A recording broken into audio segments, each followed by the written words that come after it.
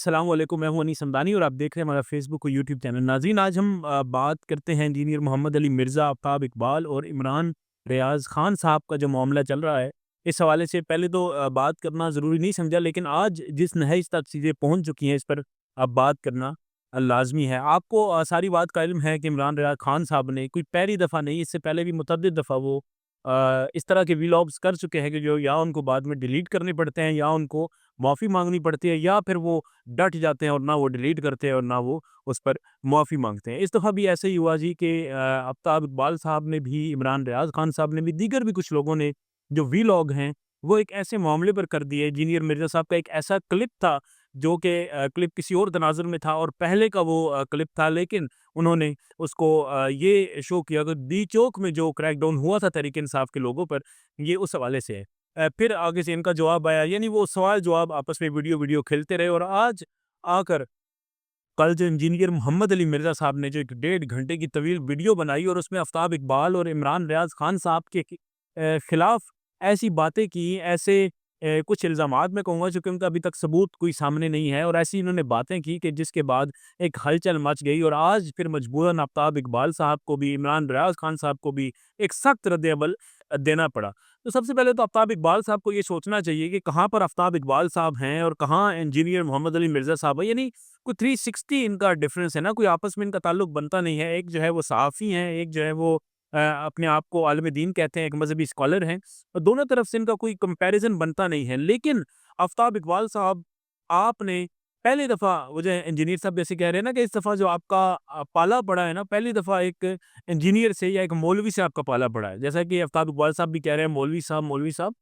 तो इंजीनियर मोहम्मद अली मिर्ज़ा साहब ने जो सवाल उठाए हैं, ये सिर्फ़ सवाल इंजीनियर मोहम्मद अली मिर्ज़ा साहब के नहीं हैं। ये सवाल, मैं कहूँगा कि करोड़ों पाकिस्तानियों के ये सवाल हैं, और हर पाकिस्तानी के दिल में, अगर आपको यकीन नहीं है तो आप अपने कमेंट सेक्शन में जाके देख लें कि कितने लोग आपको रोस्ट कर रहे हैं आफ़ताब इकबाल साहब। आपके कमेंट्स के नीचे लोग आपको ही कह रहे हैं कि आपने ये बात गलत की है, और जो 12 सवाल, 12 नुक्ते जो इंजीनियर मोहम्मद अली मिर्ज़ा साहब ने उठाए हैं, वो बिल्कुल वैलिड है। यानी ऐसा नहीं हो सकता आफ़ताब इकबाल साहब कि आप ये बैठकर, या इमरान रियाज़ खान साहब आप बैठकर कहें कि जी नवाज़ शरीफ साहब एस्टेब्लिशमेंट के डर से मुल्क से बाहर चले गए हैं, तो ये भगौड़े हैं, और अगर आप मुल्क से बाहर उन्हीं के डर से चले गए हैं, तो ये जिहाद आपने किया। ऐसा नहीं हो सकता कि अगर जो है वो एस्टेब्लिशमेंट ने केसेस नवाज़ शरीफ के खिलाफ बनाए हैं, तो वो केसेस ठीक हैं, और अगर उसी एस्टेब्लिशमेंट ने केसेस इमरान खान साहब के खिलाफ या आपके खिलाफ बनाए हैं, तो वो केसेस गलत हैं। इसके अलावा भी दीगर जो उन्होंने सवालात किए हैं, वो बिल्कुल वैलिड और बिल्कुल अच्छे सवालात हैं जो उन्होंने किए हैं, और इन सवालों का जवाब देना चाहिए था आफ़ताब इकबाल साहब को, ये बजाय इसके कि वो बैठकर ये कह रहे हैं कि आप तू-तड़ाक से निकलें और आप पहले तमीज़ सीखें। और आप, ठीक है, आपकी बात किसी हद तक दुरुस्त होगी, इंजीनियर साहब को भी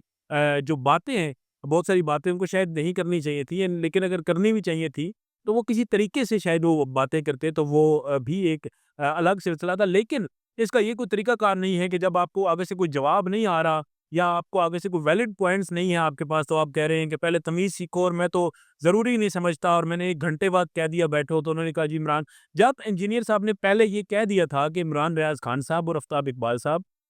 ये दोनों आके बैठे स्काइप पे और बैठ के बात करें, तो आप कोई ऐलान करें, आप मिलकर ऐलान करें कि जी हम बैठेंगे और हम बात करने के लिए तैयार हैं। तो ये मेरे ख़्याल में एक अच्छा इसका जवाब भी था, और एक अच्छी बात भी थी कि जो आपकी तरफ से आती है। लेकिन आपने भी, और इमरान रियाज़ खान साहब तो ख़ैर वो शुरू से ही उनका ये वतीरा रहा है कि जब भी वो फँस जाते हैं, हामिद मीर साहब वाला मामला देख लें, ठीक है, जो मामलात थे, जब भी वो उन पर कोई इस तरह की बात आती है, तो वो कहते हैं जी मैं तो ज़रूरी नहीं समझता, जैसे उन्होंने आप आज कहा अपनी तरफ से, उन्होंने बड़ा ही स्टंट किया और बड़ा तीर मारा कि जी मैं तो ज़रूरी नहीं समझता इस बात को, इस पे बात करना ही मैं ज़रूरी नहीं समझता, और हम 2-4 दिनों में जवाब दूँगा अगर मेरा दिल आया। तो ये कोई तरीकाकार नहीं है इसका, मेरे ख़्याल से, और जिस तरह से उन्होंने बात की है, तो मेरे ख़्याल में होना ये चाहिए था कि आफ़ताब इकबाल साहब को इमरान रियाज़ खान साहब को लेकर इंजीनियर साहब के साथ बैठना चाहिए था। चले वो पाकिस्तान में नहीं है, तो उनको लाइव जिस तरह स्काइप पे उन्होंने कहा, तो वो बैठते और उनसे बैठ के बात करते। बहरहाल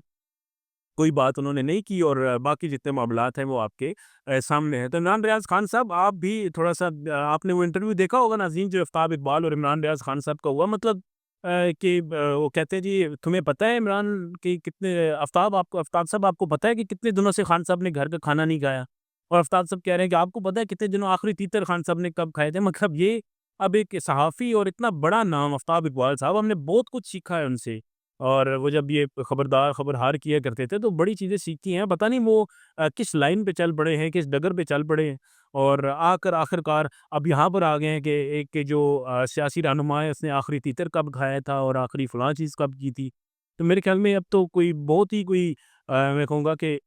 इससे कोई नीच नहीं कोई लफ्ज़ हो सकते कि अब यही रह गया था कि खान साहब वॉशरूम कब गए हैं आखिरी दफ़ा, ये कोई पूछ लेते या इस तरह की कोई बात हो जाती। इसके अलावा तो मेरे ख़्याल में कुछ भी नहीं वहाँ पर रह गया।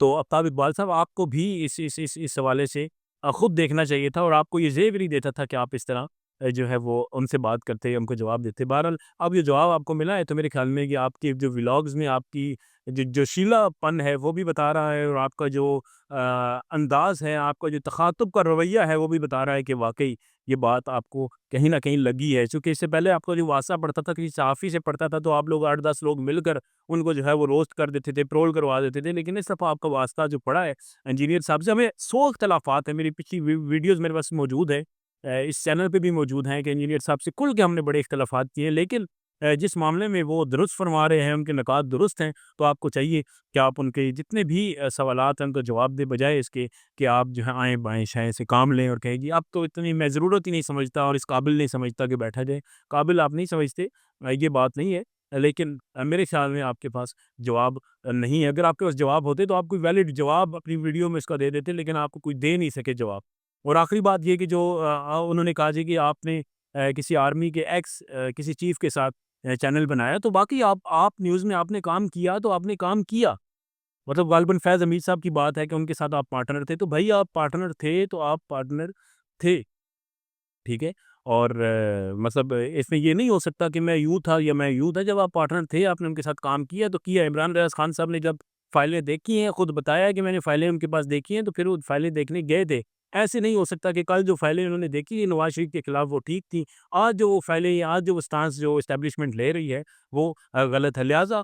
दोनों अब आपको ख़ास तौर पे आफ्ताब इकबाल साहब को, इमरान रियाज़ खान साहब को खुद ये सोचना चाहिए और खुद इस पर गौर करना चाहिए और अपने जो व्लॉग्स हैं आफ्ताब इकबाल साहब के, उसके नीचे कमेंट्स को भी पढ़ना चाहिए, तो मेरे ख्याल में उनको अंदाज़ा हो जाएगा कि जो सूरत हाल है वो किस तरफ जा रही है। तो अभी तक के लिए इतना, इजाज़त दीजिए, अगले व्लॉग तक के लिए अल्लाह हाफ़िज़।